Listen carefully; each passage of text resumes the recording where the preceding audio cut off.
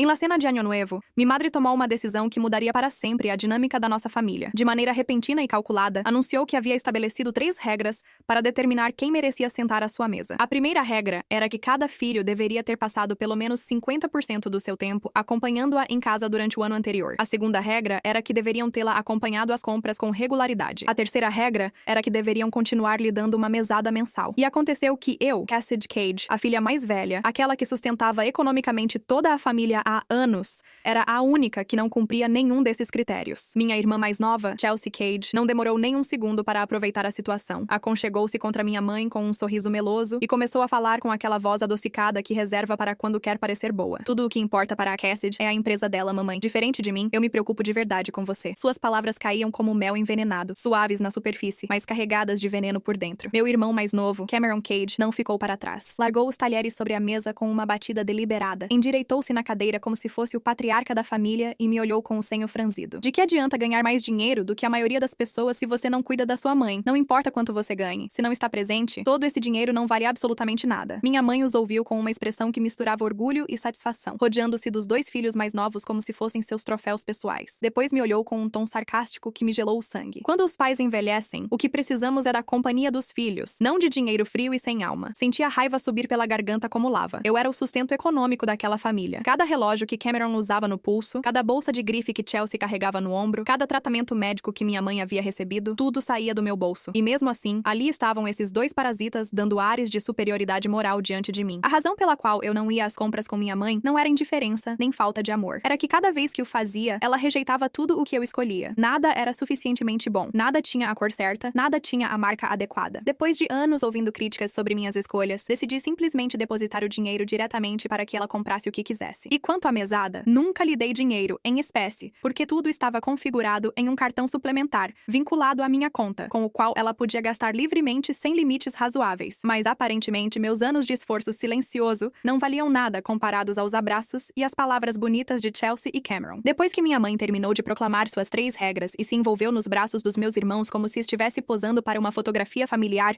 da qual eu havia sido deliberadamente excluída, Chelsea me lançou um olhar de soslaio e disse com voz suave, mas calculada: "Não se altere tanto, Cass. Você é uma mulher muito ocupada. Está ganhando milhões a cada hora. Diferente de mim e do Cam, que temos tempo para estar com a mamãe todos os dias. Você só pensa em negócios. É normal que não pense nela." Suas palavras soavam como uma defesa, mas na realidade eram uma condenação perfeitamente embrulhada em papel de presente. Ela me estava rotulando como a filha ingrata diante de todos, com um sorriso no rosto. Cameron, encorajado pelo ambiente, acrescentou seu próprio sermão com uma solenidade ridícula. "Cass, estou falando sério. De que adianta uma mulher ganhar mais dinheiro do que um homem se não consegue cuidar da própria mãe? Todo o dinheiro do mundo não significa nada se você não tem coração." Ri por dentro com uma amargura profunda. Nenhum dos relógios que Cameron usava, nem as bolsas que Chelsea exibia, tinham saído dos próprios bolsos deles. Tudo era meu, cada centavo. E agora me davam lições de valores familiares. Minha mãe ouviu suas palavras com uma expressão de ternura fingida e então acrescentou seu próprio golpe final. "Não é que queiram nada de vocês. Sou apenas uma velha que precisa de um pouco de companhia." Outro dia no jardim, ouvi que a filha da senhora Simpson se casou com um homem rico e a primeira coisa que fez foi comprar um carro de luxo para o irmão. Não como a filha do Sr. Lowe, que foi para uma universidade de elite e depois desapareceu do mapa. Ficou ambiciosa e nunca mais voltou para casa. Naquele momento, tudo se encaixou na minha mente com uma clareza brutal. Todo aquele discurso sobre o tempo compartilhado,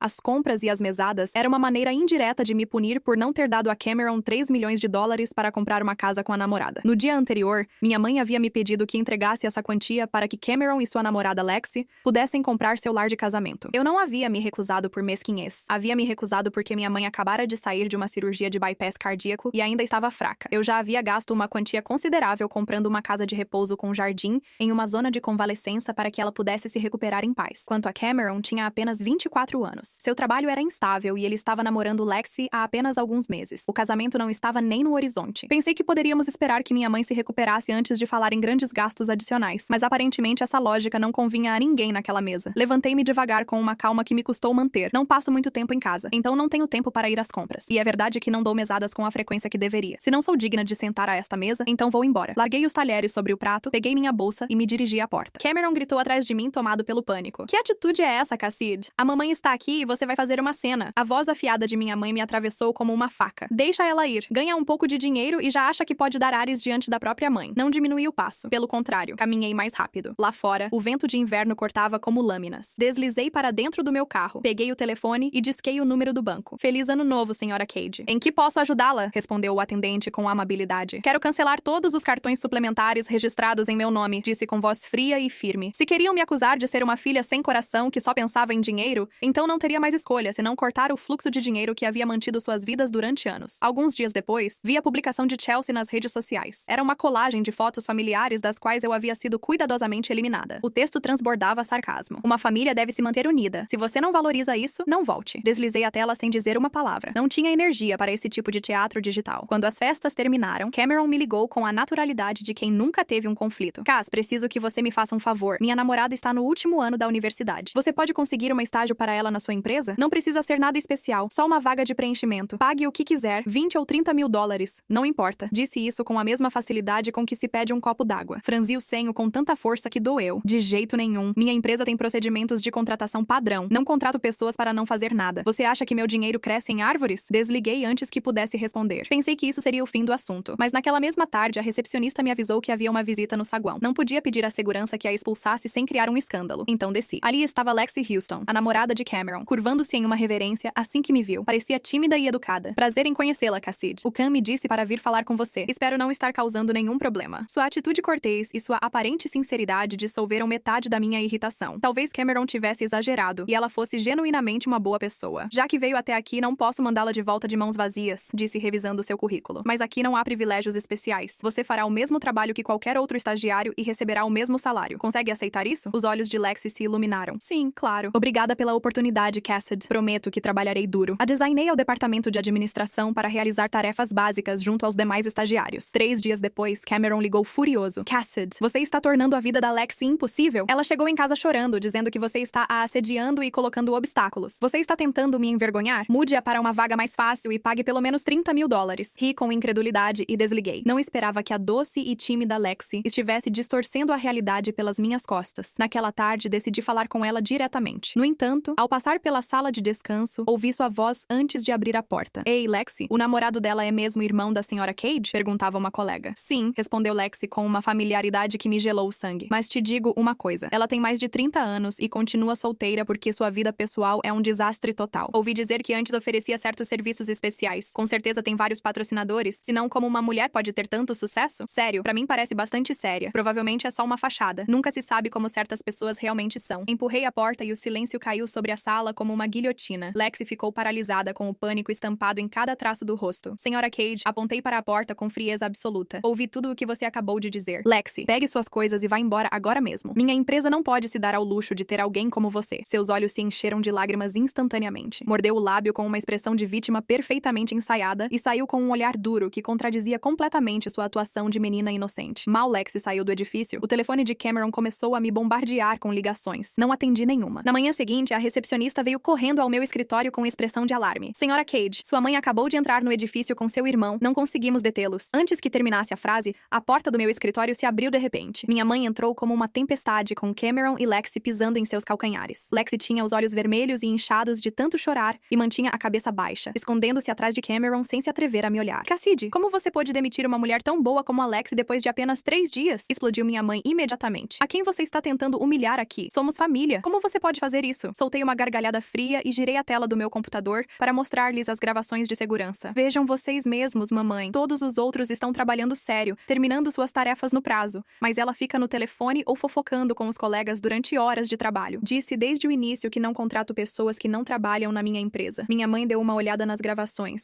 mas as descartou com um gesto de mão. E daí? É família agora. Realmente precisa trabalhar como se fosse uma estranha? Como pode ser tão mesquinha sendo a filha mais velha? Então mostrei a gravação da sala de descanso e disse, olhando diretamente para Lexi. Ela espalhou mentiras viciosas sobre mim, destruindo minha reputação. É isso que a família faz, mamãe. O rosto de Cameron escureceu, mas mesmo assim saiu em defesa da namorada. Ela é jovem e ingênua. O que tem de errado em ter dito algumas coisas? Você realmente precisava ir tão longe? Levantei-me, esgotada de discutir. Tenho uma cópia dessas gravações. Sua namorada é agora legalmente responsável por me difamar. Se não saírem agora mesmo, chamo a polícia. Diante dessa ameaça, a atuação de Lexi desmoronou. Tomada pelo pânico, consciente de que um escândalo legal poderia arruinar sua formatura, puxou a manga de Cameron e sussurrou com urgência. Cam, talvez devêssemos deixar assim. Não quero que isso saia do controle. De qualquer forma, não era minha intenção. Minha mãe, vendo que não podia sair com a sua, me lançou um olhar carregado de veneno. Então é isso que você quer fazer, Cassid. Mandar sua própria família para a cadeia. Sabe o quê? De agora em diante não venha até nós por nada. nada. E com isso saíram murmurando maldições enquanto cruzavam a porta. Pouco depois, minha assistente Bonnie Racy me ligou. Senhora Cage, o seguro médico premium de sua mãe vence esta tarde para renovação. Procedemos ao desconto do pagamento do seu cartão como de costume? Foi naquele momento que me lembrei da magnitude do que havia estado cobrindo em silêncio todos esses anos. Não respondi com voz fria. Cancele tudo. Todos os serviços VIP vinculados aos meus cartões suplementares. Não renove absolutamente nada. Depois de ser expulsa da minha empresa, minha mãe decidiu levar Lexi às compras para animá-la. Não chore, Lexi. A Cassidy não se importa com você. Mas eu sim, disse dando-lhe tapinhas na mão. Vamos comprar joias e bolsas. Iremos às lojas mais caras e mostraremos a essa menina o que significa gastar em grande. Assim que Lexi ouviu a palavra joias, as lágrimas evaporaram como por mágica. Entrelaçou o braço com o de minha mãe e ronronou. Obrigada. A senhora é a melhor. Cameron apressou-se a reforçar a mensagem. Viu? Não tem nada com que se preocupar. O dinheiro da casa é o dinheiro da mamãe. De agora em diante, pode gastar o que quiser. Minha mãe as levou diretamente à loja de luxo que frequentava há anos. Graças ao meu status de cliente VIP de primeiro nível, o gerente e ela se conheciam bem, e ela sempre havia sido tratada como realeza naquele estabelecimento. Quando entrou, ordenou ao gerente com seu tom mais imperioso: traga-me todas as novidades da temporada. Mas em vez do caloroso recebimento habitual, o gerente a olhou com frieza. Claro, desde que possa pagá-las. Minha mãe ficou paralisada por um segundo antes que a fúria a invadisse. Pegou um vestido com preço de mais de $80 mil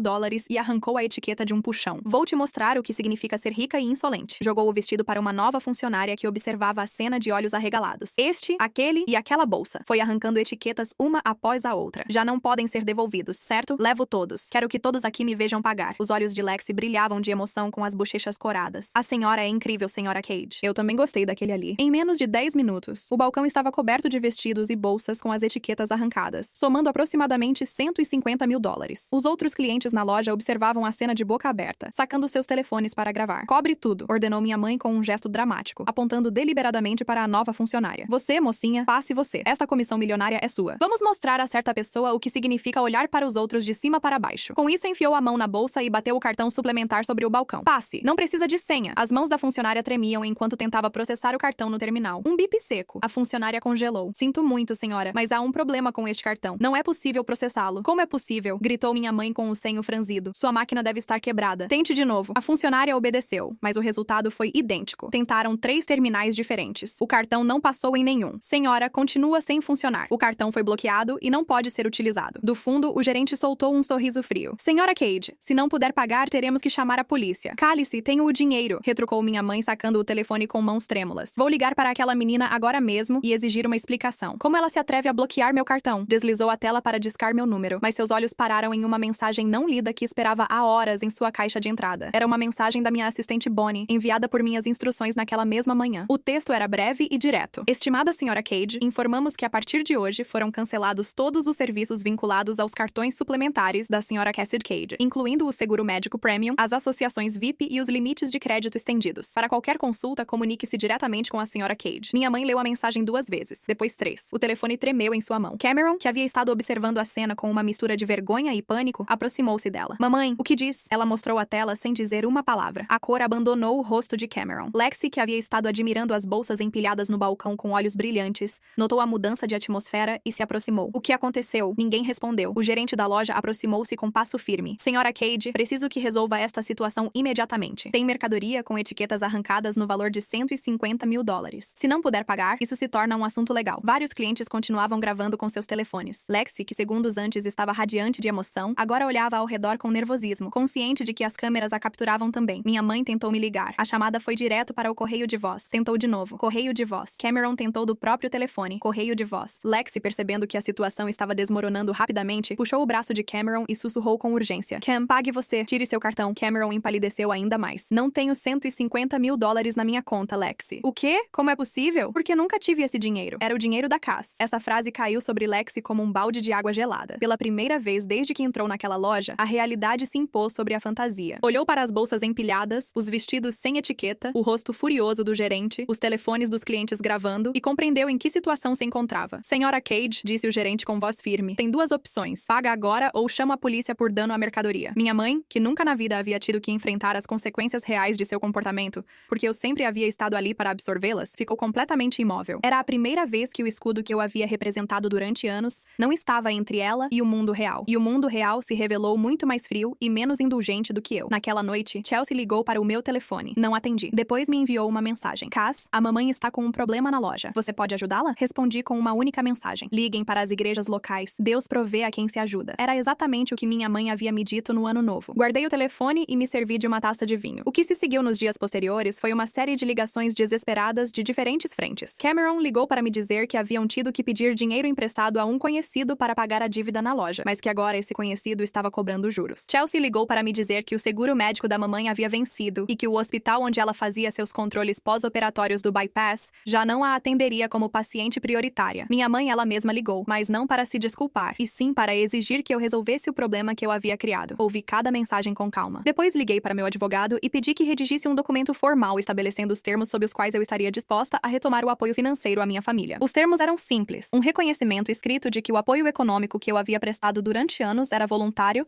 e não uma obrigação. Um compromisso de que nenhum membro da família utilizaria meu nome ou meus recursos para fazer compromissos financeiros sem meu consentimento prévio. E um pedido formal de desculpas pelos eventos da ceia de Ano Novo e pela intrusão na minha empresa. Cameron ligou quando recebeu o documento. Você está louca? Quer que assinemos um contrato para que nos ajude? Somos sua família. Exatamente, respondi com calma. E como família deveriam entender que o respeito é a base de qualquer relação, incluindo as familiares. Se não quiserem assinar, não há problema, mas então também não haverá apoio financeiro. Houve um longo silêncio. A mamãe nunca vai assinar isso. Essa é a decisão da mamãe, respondi e desliguei. Passaram-se 2 semanas. Durante esse tempo me dediquei a trabalhar com uma concentração que não tinha há anos, livre da pressão constante de gerenciar as demandas da minha família. Minha empresa lançou um novo projeto que havia estado adiando por falta de espaço mental. A equipe notou minha energia renovada. Bonnie me comentou um dia: Senhora Cage, não sei o que aconteceu, mas ultimamente a senhora parece mais leve. Sorri sem dar explicações. No final da segunda semana, recebi uma ligação de um número que não reconheci. Era o médico cardiologista de minha mãe. Ligava porque ela havia tido um episódio de pressão arterial elevada e precisava de ajuste de medicamentos. Mas sem o seguro premium, o custo do tratamento era proibitivo. O médico não me pedia dinheiro, apenas me informava da situação como contato de emergência registrado. Fiquei em silêncio por um momento. Depois disse ao médico que autorizasse o tratamento e enviasse a fatura em meu nome. Não o fiz porque havia sido dobrada. Fiz porque há uma diferença entre deixar que as pessoas enfrentem as consequências de suas ações e deixar que alguém sofra consequências médicas que podem ser irreversíveis. Minha mãe havia tomado decisões egoístas e mesquinhas, mas continuava sendo minha mãe e continuava sendo uma paciente cardíaca que precisava de atenção. No entanto, liguei para Chelsea naquela mesma noite. Paguei o tratamento da mamãe, mas quero que saiba que o fiz por ela, não por nenhum de vocês. E isso não significa que as coisas voltarão a ser como antes. O documento ainda está sobre a mesa. Chelsea ficou em silêncio por um momento. Depois, para minha surpresa, disse algo que eu não esperava. Cass, acho que todos nos comportamos muito mal com você no ano novo. Eu também sei que o que disse soou como uma defesa, mas na realidade estava te atacando. Eu sei, só queria que você soubesse. Era a primeira vez em anos que Chelsea me falava sem uma agenda oculta. Não respondi imediatamente. Deixei o silêncio respirar entre nós. Obrigada por dizer isso, respondi finalmente. Não sei se isso muda tudo o que aconteceu, mas obrigada por dizer. Nas semanas seguintes, algo começou a mudar lentamente na dinâmica familiar. Não de maneira dramática nem cinematográfica, mas com a lentidão torpe e dolorosa com que as coisas reais mudam. Cameron, enfrentando pela primeira vez a realidade de pagar suas próprias contas, descobriu que seu salário não dava para o estilo de vida que havia dado como garantido. Começou a procurar um segundo emprego. Lexi, depois do escândalo na loja que havia circulado nas redes sociais, teve que enfrentar conversas desconfortáveis em sua universidade. A gravação dela me difamando na sala de descanso também havia circulado, e sua reputação ficou marcada de uma maneira que nenhum choro estratégico poderia reparar. Minha mãe, se recuperando em sua casa de repouso com jardim, aquela que eu havia comprado para ela, teve semanas de silêncio e reflexão que talvez nunca havia tido antes. Um dia, sem aviso prévio, me enviou uma mensagem de texto. Não era um pedido de desculpas elaborado, nem um reconhecimento formal. Era simplesmente: o jardim está muito bonito esta manhã. Há uma borboleta amarela nas rosas. Me fez pensar em você quando era criança. Li 3 vezes. Depois respondi: fico feliz que esteja bem, mamãe. Não era o perdão completo, mas era um primeiro passo em direção a algo que ainda não tinha nome. Compreendi naquele processo que o amor familiar não é incondicional, no sentido em que nos vendem. O amor real tem limites, e esses limites não são muros para manter as pessoas do lado de fora, mas estruturas para manter a dignidade por dentro. Eu havia passado anos sendo o pilar invisível de uma família que me dava como garantida, e a única maneira de me verem era parar de sustentar o teto por um momento para que sentissem o peso do que eu carregava. Não me arrependo de ter cancelado os cartões. Não me arrependo de ter demitido a Lexi. Não me arrependo de ter saído daquela ceia de Ano Novo. Cada uma dessas decisões foi um ato de autorrespeito que demorei demais para exercer. As semanas se transformaram em meses e a tensão superficial que sustentava a família Cage começou a se transformar em algo mais sólido, embora não necessariamente mais confortável. Minha mãe, instalada em sua casa de repouso, começou a me enviar fotografias do jardim com maior frequência. Já não eram mensagens exigentes nem sarcásticas. Eram observações mundanas sobre a cor das petúnias ou a visita de um beija-flor. Eu respondia com cortesia, mantendo uma distância protetora que minha terapeuta chamava de desapego amoroso. Havia aprendido que podia cuidar dela sem permitir que sua toxicidade consumisse minha paz mental. No entanto, a verdadeira mudança se manifestou nos meus irmãos. Cameron, privado lado do cartão suplementar que financiava seus jantares de luxo e os presentes para Lexi, teve um choque brutal com a realidade. Uma terça-feira à tarde apareceu no meu escritório. Desta vez, não entrou chutando a porta nem gritando. Sentou-se diante da minha mesa com os ombros caídos e uma expressão de derrota que nunca havia visto nele. Cass, disse evitando meu olhar. A Lexi me deixou. Não senti alegria, mas tampouco surpresa. Sinto muito, Cam. O que aconteceu? Disse que já não sou o homem que ela pensava. Que agora que tenho que trabalhar turno duplo na agência de seguros para pagar o aluguel do apartamento, já não tenho tempo para ela. E que uma mulher como ela não pode estar com alguém que não pode convidá-la para viajar nos fins de semana. Reclinei na cadeira, observando-o. Parece que a Lexi amava mais a minha conta bancária do que a você, irmão. Cameron assentiu lentamente, uma lágrima solitária rolando pela bochecha. Você tinha razão. Todo esse tempo eu te julguei. Te disse que era fria e que só te importava o dinheiro, enquanto eu usava esse mesmo dinheiro para comprar um amor que acabou sendo de plástico. Me sinto um idiota. Fui ver a mamãe ontem e disse que já não posso pagar o clube de golfe onde ela queria se inscrever. Ela ficou furiosa, mas pela primeira vez não me importei. Não posso dar o que não tenho, Cass. Esse foi o momento em que soube que Cameron estava começando a crescer. Não lhe ofereci dinheiro. Em seu lugar, ofereci um contato em uma corretora de imóveis onde procuravam agentes júnior. É um trabalho duro, Cam. Não há salário base, só comissões. Se você se esforçar, pode ganhar muito bem, mas ninguém vai te dar nada de graça. Tem interesse? Ele me olhou com uma mistura de medo e determinação. Sim, quero ganhar meu próprio dinheiro. Quero saber o que é comprar algo e saber que é meu de verdade. Chelsea, por sua vez, teve uma evolução diferente. Ela sempre havia sido a mais astuta dos dois. Ao ver que a torneira do dinheiro havia sido fechada e que eu não cederia diante de suas birras, decidiu mudar de estratégia. Começou a estudar a sério para seus exames finais da universidade e conseguiu um emprego de meio período como assistente em uma galeria de arte. Um dia me convidou para tomar um café. Não vou te pedir nada, Cass, disse antes que eu pudesse abrir a boca. Só queria te pedir desculpas pelo que aconteceu na ceia de Ano Novo. Fui uma enviada da mamãe. Ela me disse que se te fizéssemos sentir culpada, você soltaria os 3 milhões de dólares para a casa do Cam e que depois haveria algo extra para mim. Me senti pressionada, mas isso não justifica ter te tratado assim. Você é minha irmã mais velha e sempre foi nosso escudo. Sinto ter tentado atear fogo nesse escudo. Aceitei suas desculpas. Não voltamos a ser as melhores amigas imediatamente, mas a honestidade de Chelsea foi um alívio. Começamos a reconstruir nossa relação sobre bases de transparência. Deixei claro que, embora a amasse, meu papel como caixa eletrônico familiar havia sido retirado permanentemente. Enquanto isso, minha empresa continuava prosperando. Com a mente livre de dramas familiares constantes, minha produtividade disparou. Bonnie, minha assistente, tornou-se minha mão direita definitiva. Um dia, durante uma reunião de planejamento trimestral, me informou que havíamos recebido uma solicitação de patrocínio para uma fundação de cardiologia. É o hospital onde operaram sua mãe, Sra. Cage, disse Bonnie. Querem abrir uma unidade dedicada a pacientes de baixa renda que precisam de cirurgias de bypass. Decidi doar $500 mil à causa, mas desta vez coloquei uma condição. A unidade levaria o nome de Unidade de Resiliência Familiar. Foi minha maneira de honrar a dor que havíamos passado e transformá-la em algo útil para outros. Minha mãe soube da doação pelas notícias locais. Me ligou naquela noite com a voz entrecortada. Cassidy, disse suavemente. Vi a notícia da doação. O médico me explicou o que você está fazendo por outras pessoas. Espero que ajude muita gente, mamãe. Eu queria te dizer mais uma coisa. Outro dia, a senhora Simpson me perguntou por que não vou mais ao clube de campo com ela. Disse que estava ocupada cuidando das minhas rosas. Mas a verdade é que já não tenho dinheiro para a associação. Por um momento senti muita vergonha. Queria te ligar e gritar que você estava me humilhando. Fiz silêncio, esperando o golpe, mas ele não veio. Mas depois vi o Cameron, continuou ela. Veio me visitar no carro velho dele, cheirando a suor porque havia estado mostrando casas o dia todo. Estava tão orgulhoso de ter me trazido uma caixa de chocolates que comprou com sua própria comissão. Nunca o vi tão feliz assim, Cassidy. Nem mesmo quando você lhe comprava coisas de marca. E entendi que ao tirar o dinheiro deles, você lhes deu uma oportunidade de serem homens e mulheres de verdade. Demorei para aceitar isso porque eu mesma me sentia definida pelo que podia gastar. Me perdoa por ter sido tão míope. Essas palavras foram o fechamento que eu não sabia que precisava. Minha mãe admitindo seu erro era algo que nunca pensei que ouviria. Não significava que daqui em diante tudo seria perfeito. Ela continuava tendo seu caráter difícil e seus momentos de manipulação,